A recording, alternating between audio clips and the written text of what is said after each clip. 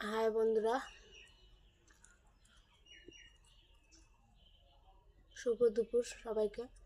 দেখো আমাদের ঘরে কত বড় সাপ ঢুকেছে।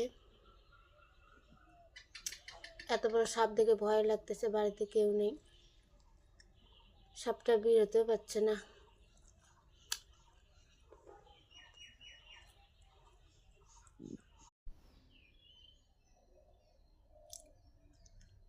হাই বন্ধুরা, দেখো আমাদের ঘরে কত বড় সাপ ঢুকেছে।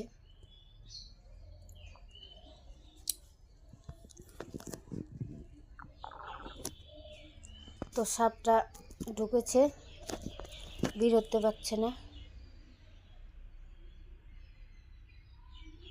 অনেক বড় সাপ।